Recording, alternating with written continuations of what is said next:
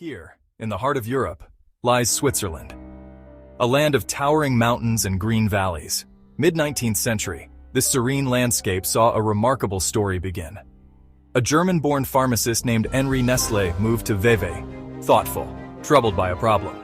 Many infants couldn't breastfeed and were dying. Alternatives were poor and unsafe. Henri felt a powerful urge to find a solution.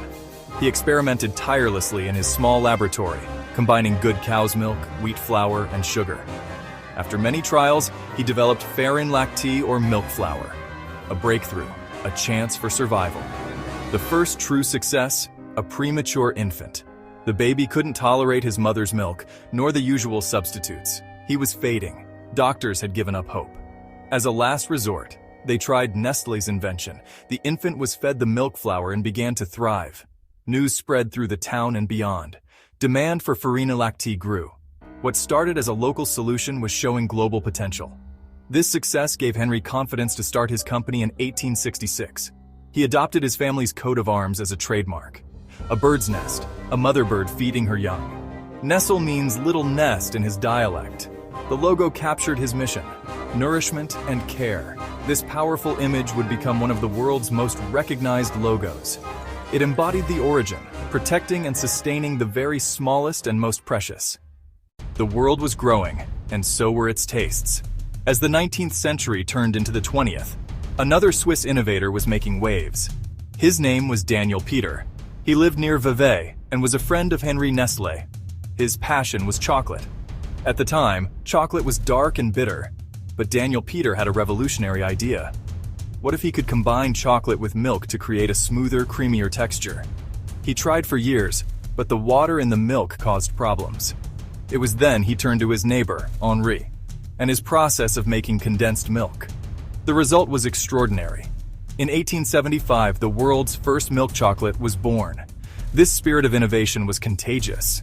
Nestlé, now merged with the Anglo-Swiss Condensed Milk Company, saw the potential. The company acquired the rights to produce this wonderful new creation.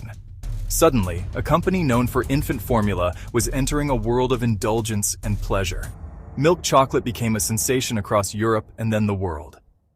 Decades later, another challenge presented itself. In the 1930s, the government of Brazil had a problem. They had a massive surplus of coffee beans. They approached Nestlé with a question. Could they create a soluble coffee cube that would preserve the flavor of the beans simply by adding hot water? A food chemist named Max Morgenthaler took on the task. For years, he experimented. The challenge was immense.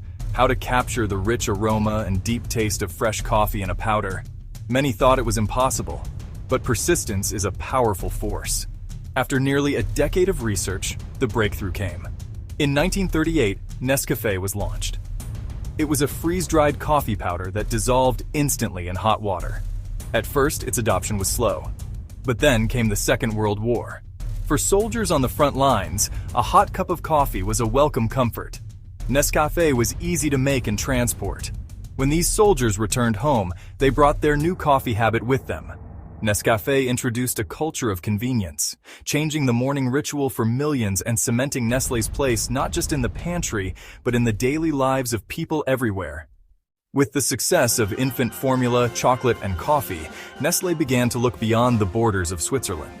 The early 20th century was a time of great expansion. The company's strategy was clever. It did not just export its products. It built factories in other countries. First in the United States, then in the United Kingdom, Germany, Spain. This allowed it to adapt to local tastes and become part of the local economy. It was like a seed landing in new soil, adapting to the climate and growing strong. This strategy helped Nestlé survive the turmoil of 2 world wars, which disrupted trade across Europe. The post-war era brought an explosion of growth. Economies were booming. People had more money to spend, and they wanted convenience. Nestlé responded by diversifying its portfolio. It was no longer just a milk and coffee company. Through a series of acquisitions, it moved into new territories. It acquired Maggi in 1947. This was a pivotal moment. It brought Nestlé into the world of culinary products right into the heart of the family kitchen. Maggi cubes and sauces became essential ingredients for cooks in Asia, Africa, Latin America, each adapting them to their own unique cuisines. the journey continued. Nestlé's appetite for new ventures seemed endless. It acquired Cross-Österreichisches Blackwell. It bought Findus frozen foods. Then came the move into beverages with the purchase of Libby's fruit juices. Each acquisition was a deliberate step into a new part of people's lives. From breakfast to dinner, from a quick snack to a holiday meal, a Nestlé product was likely to be present. The company was weaving itself into the very fabric of global food culture. This expansion was not just about buying other companies. It was about understanding a fundamental shift in human society. More people were moving to cities. Lifestyles were becoming faster. Women were entering the workforce in greater numbers. There was less time for traditional cooking. Nestlé provided the solutions: ready-made meals, instant drinks, and easy-to-use seasonings. The company grew by meeting the needs of this new, modern world. It built a vast, interconnected network, a global pantry that could deliver a consistent product almost anywhere on Earth. A truly remarkable feat of logistics and adaptation. Today, on September 4th, 2025, Nestlé is a creature of immense scale and complexity. Its presence is felt on every continent. It operates in nearly 190 countries. Its portfolio contains more than 2,000 brands: Kit Kat chocolate bars, Purina pet food, San Pellegrino sparkling water, Gerber baby food. The small company started by Henri Nestlé to save one child has evolved into the largest food company in the world. Its journey reflects the story of our modern food system: industrialization, globalization, the endless human desire for variety and convenience. It is a true giant of the food kingdom. This vast scale brings with it enormous responsibility and also significant challenges. In a world increasingly aware of health and nutrition, Nestlé has had to adapt. The company has faced criticism over the nutritional content of some of its products, its marketing practices, its environmental impact. In response, Nestlé has invested heavily in research and development, reformulating thousands of products to reduce sugar, salt, and fat. It has made public commitments to improve sustainability and use recyclable materials. The company's focus has also shifted towards new frontiers of nutrition, creating products tailored for aging populations, creating products for individuals with medical conditions. This is, in a way, a return to its roots, a return to the scientific principles of its founder, Henri Nestlé. The goal is no longer just to feed, but to enhance quality of life through nutrition. This includes plant-based foods with its Garden Gourmet brand and personalized nutrition programs.